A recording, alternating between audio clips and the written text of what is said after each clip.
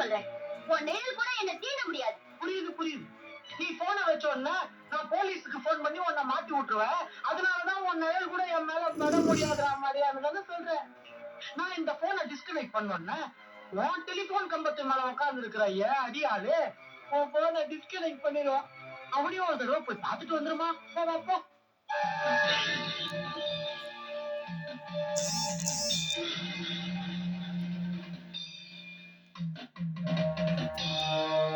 புரியுதா? நீ எந்த விதத்துல இருந்து என்கிட்ட இருந்து தப்பவே முடியாது. விருப்பமா நடந்துக்கிட்டா 2 பேருக்கும் திருப்தியா இருக்கும். அப்புறம் மீனா, எனக்கு இந்த பால் பழம் இதெல்லாம் பெட்டு பக்கத்துல வச்சு பெட்டு நிறைய மல்லிப்பூவை தூவி சந்தோஷமா இருக்கணும். இதுக்காக நீ அலைய வேண்டாம். இந்நேரம் இதெல்லாம் எடுத்துக்கிட்டு ஒரு பொம்பளை வந்திருப்பாள.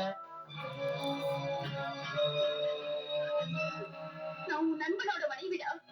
தாய்க்கு சமமானவர். நானும் அவரும் அக்னி தெய்வமான ஐயப்பன்கிட்ட உண்மையான பக்தி செலுத்துறவங்க. கடைசி தடவையா சொல்றேன், என்ன நெருங்க நினைச்ச சத்தியமா அந்த ஐயப்பன் உன்னை நிர்மூலமாக்கிடுவான். யார் நிர்மூலமாக்குறாங்கன்றத பாக்குறேன். இன்னும் கொஞ்ச நேரத்துல வந்துடுறேன். இந்த அம்மா சின்ன பொண்ணு, நான் உன் அக்கா மாதிரி நினைச்சு சொல்றேன். புத்தி இருந்தா புரிஞ்சு நடந்துக்கா. பாம்பு வாயில அகப்பட்ட தவணை எங்கேயாவது மீண்டு இருக்கா? அதிலேயே உன் கொம்பேறி மூக்கமா இருக்கான். உன் புருஷன் தான் மலைக்கு போயிருக்கான்ல, காது வச்ச மாதிரி கம்கமா நடந்துட்டேன். தண்ணி மேல நடந்தா தடையமா தெரிய போகுது. இந்த பூவை மணக்கிற மாதிரி அவர் வரும்போது மனமா நடந்துக்க. புரியுதா?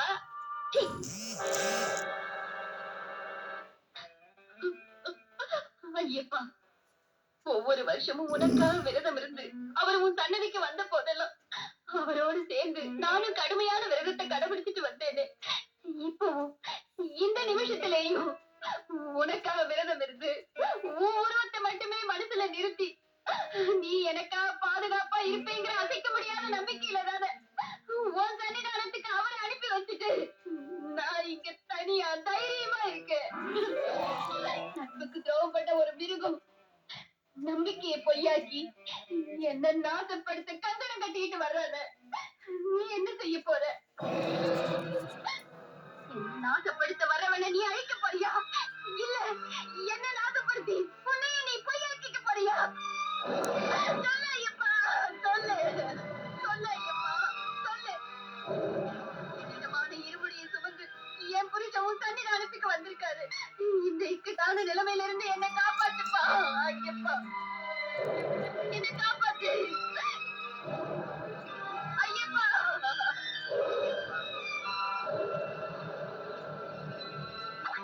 என்னை காப்பாத்துப்பா.